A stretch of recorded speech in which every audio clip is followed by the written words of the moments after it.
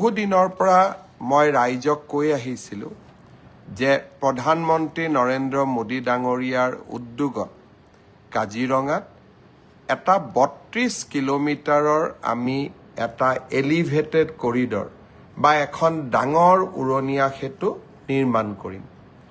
বহুতে সেই সময়ত মোক হাঁহিছিলে আৰু বহুতে এই কথাও কৈছিলে যে মুখ্যমন্ত্ৰী হিমন্ত বিশ্ব শৰ্মাই সপোন বিক্ৰী কৰিব জানে। হয়, মই সপোন দেখোঁ, কিন্তু সেই সপোন বাস্তৱত পৰিণত কৰিবলৈও আমি অযুত পৰিশ্ৰম কৰোঁ। যোৱাকালি ভাৰত চৰকাৰৰ কেবিনেটে কাজিৰঙাৰ এলিভেটেড কৰিডৰৰ এক বিশাল প্ৰকল্পক অনুমোদন জনালে। আপোনালোকক জনাবলৈ পাই মই ভাল পাম যে এই সমগ্ৰ প্ৰকল্পটো ৮৫ কিলোমিটাৰৰ দৈৰ্ঘ্যৰ হ'ব। কলিয়াবৰৰ পৰা নুমলীগড়লৈ এই সমগ্ৰ ৰাস্তাচোৱা 4 লেন কৰা হ'ব। অৰ্থাৎ আজি ইমান দিনে আমি দেখা পাইছিলোঁ যে কলিয়াবৰলৈকে 4 লেনৰ কাম হৈছে, নুমলীগড়ৰ পৰা যোৰহাটলৈ 4 লেনৰ কাম হৈছে, কিন্তু মাজৰ কলিয়াবৰৰ পৰা নুমলীগড় ৰাস্তাচোৱা আমাৰ 2 লেন আছিলে আৰু কাজিৰঙা অভয়াৰণ্য থকা বাবে তাক আমি সম্প্ৰসাৰণ কৰিব পৰা নাছিলোঁ। এতিয়া কলিয়াবৰৰ পৰা ৮৫ কিলোমিটাৰৰ ৰাস্তা আমি 4 লেনিং কৰিম আৰু স্বাভাৱিকভাৱে কাজিৰঙা অভয়াৰণ্যৰ অঞ্চলটো যি 34.5 কিলোমিটাৰ হ'ব, তাত এটা ডাঙৰ এলিভেটেড কৰিডৰ আমি নিৰ্মাণ কৰিম। এই এলিভেটেড কৰিডৰ নিৰ্মাণ হোৱাৰ ফলত কাজিৰঙাৰ বন্য জন্তু বিপদমুক্ত হ'ব আৰু আমাৰো যি এতিয়া আমি স্পীড কণ্ট্ৰল কৰি যাব লাগে, লাহে লাহে যাব লাগে, আমি নিজস্ব গতিৰে উজনি অসমলৈ যাব পাৰিম। আৰু এই দুইটা নেশ্যনেল হাইৱেৰ এই প্ৰজেক্টটোৰ বিশেষত্ব হ'ব যে বোকাখাট আৰু জখলাবন্ধা দুইটা জাগাতে আমি এটা বাইপাছ নিৰ্মাণ কৰিব পাৰিম। যদিও এই সম্পৰ্কত কিছু আমাৰ মাজত মতৰ পাৰ্থক্য আছে, কিন্তু তাত সত্ত্বেও আমি ভাবোঁ যে এই প্ৰকল্প অনুমোদনৰ সময়ত বা নক্সা বনোৱাৰ সময়ত ৰাইজৰো মতামতক নিশ্চয় নেশ্যনেল হাইৱে অথৰিটিয়ে গ্ৰহণ কৰিব। আমি কাজিৰঙাত এলিভেটেড কৰিডৰ এটা নোহোৱাৰ কাৰণে আমাৰ কি অসুবিধা হৈ আছিল? 2024ত 225টা জন্তু বানপানীৰ সময়ত মৃত্যুবৰণ কৰিছিল। 2020 চনত 225টা, 2019ত 223টা।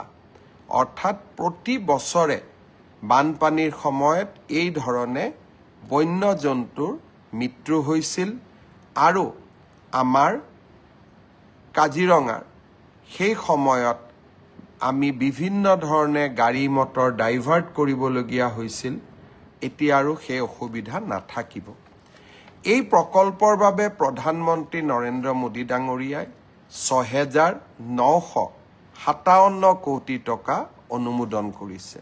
মই অসমবাসী ৰাইজৰ হৈ প্ৰধানমন্ত্ৰী ডাঙৰীয়াক পুনৰ এবাৰ ধন্যবাদ জনাইছোঁ।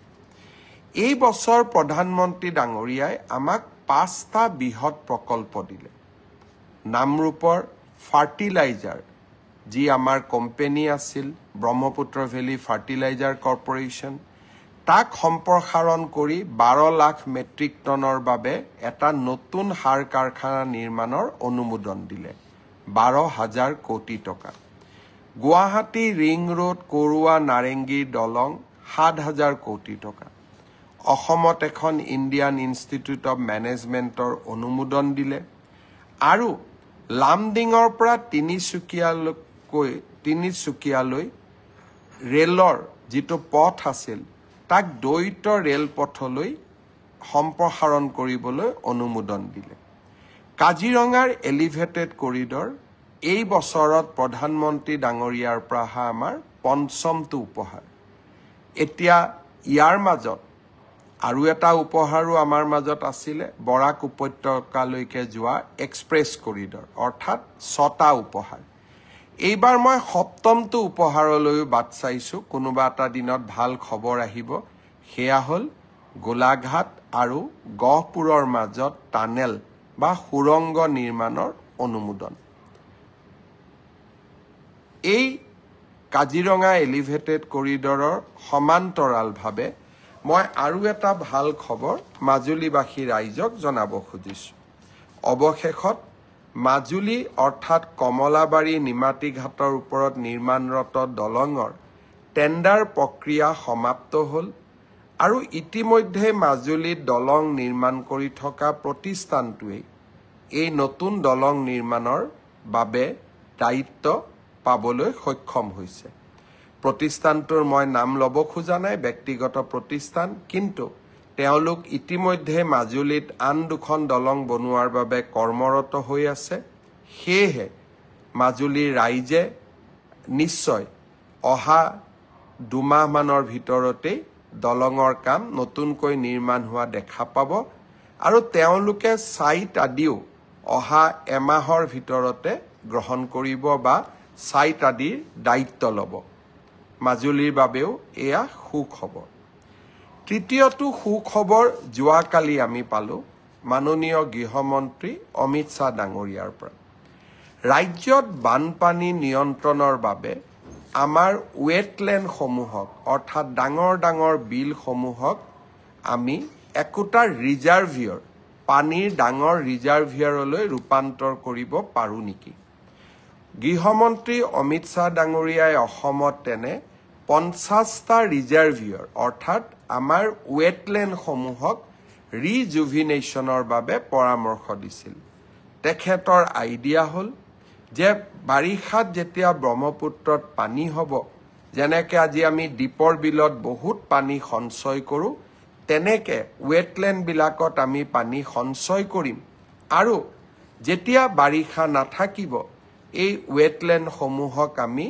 জীৱন্ত বা প্ৰাণবন্ত কৰিও ৰাখিব পাৰিম আমাৰ জলসম্পদ বিভাগে যি প্ৰস্তাৱ আগবঢ়াইছিল 15টা এনে ৰিজাৰ্ভিয়াৰক শক্তিশালী কৰিবৰ বাবে যোৱাকালি কেন্দ্ৰীয় গৃহমন্ত্ৰী ডাঙৰীয়াই 692 কোটি টকাৰ অনুমোদন জনাইছে মেঘালয়ৰ পৰা অহা পানী আমাৰ গুৱাহাটীৰ জুৰিপাৰ আদি অঞ্চলক বহুত ক্ষতি কৰি আহিছে এই পানী শিলখাকুলৈ ডাইভাৰ্ট কৰিবৰ বাবে আন এটা প্ৰকল্পও যোৱাকালি গৃহমন্ত্ৰী ডাঙৰীয়াই অনুমোদন জনাইছে য'ত 200 কোটি টকা ব্যয় কৰা হ'ব আনহাতে বানপানীৰ সময়ত হোৱা ক্ষতি দূৰ কৰিবৰ বাবে 1200 কোটি টকাৰো আন এটা অনুমোদন যোৱাকালি কেন্দ্ৰৰ গৃহ মন্ত্ৰালয়ে আগবঢ়াইছে মই ভাবো